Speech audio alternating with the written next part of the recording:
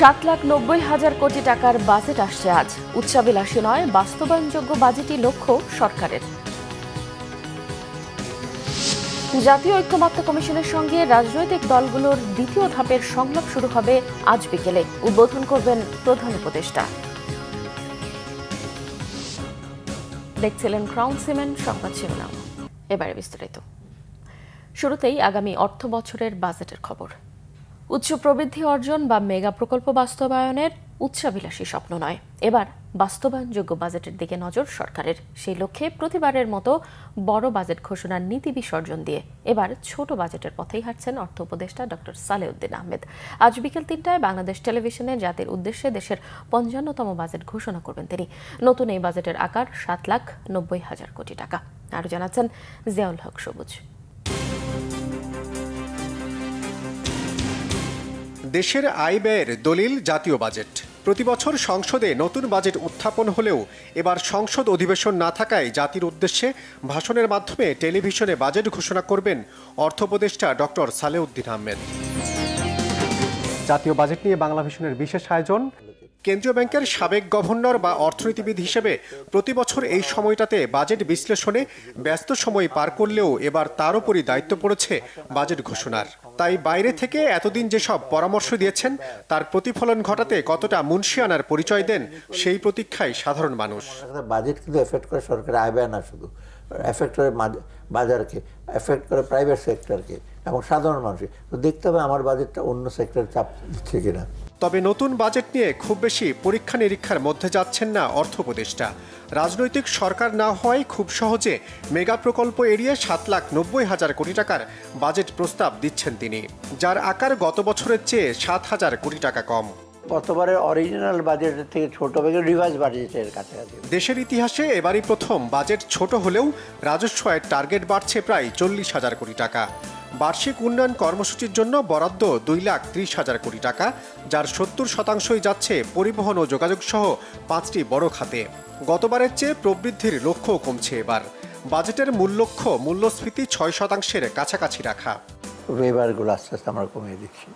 তেমন ওয়েবার একেবারে অত্যাবশ্যক, এর সাথে ওয়েবার দেব ফুড, তারপরে যে খাবার দাবার এটা সেটাগুলো তো মিনিমাম ইস্যু থাকবে। কিন্তু যারা একটু ট্যাক্সেবল ক্যাপাসিটি আছে, এসে আছে, আগে অনেক ওয়েবার দিয়েছে, অনেক ইন্ডাস্ট্রি অনেক ওয়েবার পেয়েছে অযৌক্তিকভাবে, স্পেসিফিক ইন্ডাস্ট্রি বলে দেওয়া হচ্ছে সেভাবে, সেটার জন্য না হয়। গণ অভ্যুত্থানের পর প্রথম বাজেট হয় জুলাই যোদ্ধাদের জন্য কিছু বরাদ্দ রাখছেন অর্থ উপদেষ্টা। কালো টাকা সাদা করার অবাধ সুযোগ বন্ধ হলেও থাকছে জমি ও ফ্ল্যাটে সেসব অর্থ বিনিয়োগের সুযোগ। ৭১-এর পর দেশে এ পর্যন্ত 14 জন অর্থমন্ত্রী বা উপদেষ্টা ঘোষণা করেছেন 54টি বাজেট। এর মধ্যে দেশের ইতিহাসে সবচেয়ে বেশি 12টি করে বাজেট দেন বিএনপির সময়কার অর্থমন্ত্রী এম সাইফুর রহমান এবং আওয়ামী লীগের অর্থমন্ত্রী আবুল মাল আব্দুল মুহিত। 2007 এবং 8 সালে সংসদের বাইরে টেলিভিশনে বাজেট ঘোষণা করেন তত্ত্বাবধায়ক সরকারের সাবেক উপদেষ্টা ডক্টর এবি মির্জা আজিজুল ইসলাম। 1972 সালে স্বাধীন বাংলাদেশের অর্থমন্ত্রী তাজউদ্দিন আহমেদের দেয়া বাজেটের আকার ছিল 786 কোটি টাকা, যার তুলনায় এবারের বাজেটের আকার প্রায় 1000 গুণ বড়। জিয়াউল হক সবুজ, বাংলাভিশন, ঢাকা। জাতীয় ঐক্যমত্য কমিশনের সঙ্গে রাজনৈতিক দলগুলোর দ্বিতীয় ধাপের সংলাপ শুরু হচ্ছে আজ বিকেল 4:30টায়। রাজধানীর ফরেন সার্ভিস একাডেমিতে সংলাপের উদ্বোধন করবেন প্রধান উপদেষ্টা ডক্টর মোহাম্মদ ইউনূস। দ্বিতীয় দফা আলোচনা শেষে শীঘ্রই জুলাই চার্টারের বিষয়ে একটি সুস্পষ্ট ঘোষণা আসবে।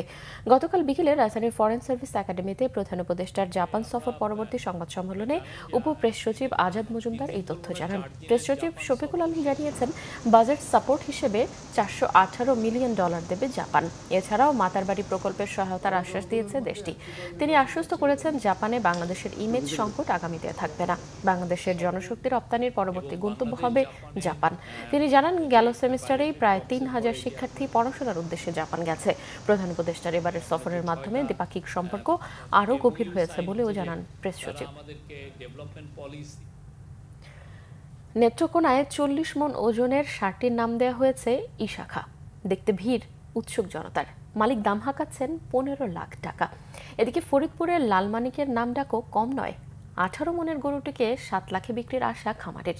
নেত্রকোনা থেকে মাহবুবুল কিবরিয়া চৌধুরী ও ফরিদপুর থেকে হারুন আনসারের তথ্য ছবিতে ডেস্ক রিপোর্ট। নেত্রকোনার কাইলাটিতে সাড়া ফেলেছে 40 মণ ওজনের ইশাখা। 8 ফুট 1 ইঞ্চি লম্বা ও উচ্চতায় 5 ফুট 4 ইঞ্চির গরুটি হাটে তুললে সবার নজর কাড়বে বলে মনে করছেন খামারি। শেখা গরুটি 2.5 বছর যাবৎ আমাদের ঘরেরই বাছুর ছিল।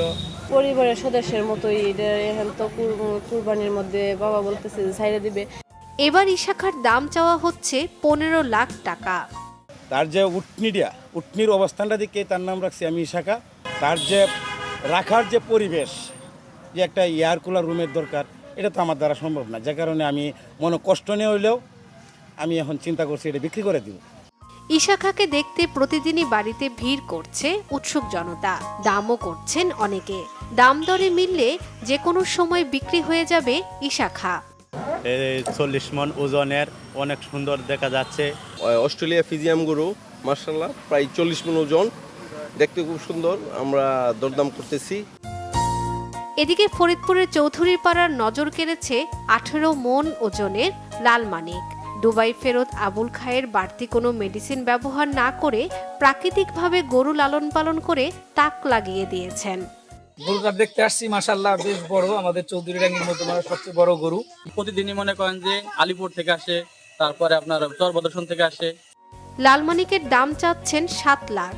সামান্য কিছু কম হলেও ছাড়তে পারেন বলে জানালেন খামারি আবুল খায়ের। 4 বছর ধরে আমি পালতেছি, ওরে খুব যত্ন করে আমি আদরে করে পালছি। আমার ছেলের মতো ওরে খুব যত্ন করছি। আমি এই গরুটারে সাধারণ খাবার খাওয়াইয়া বড় করছি।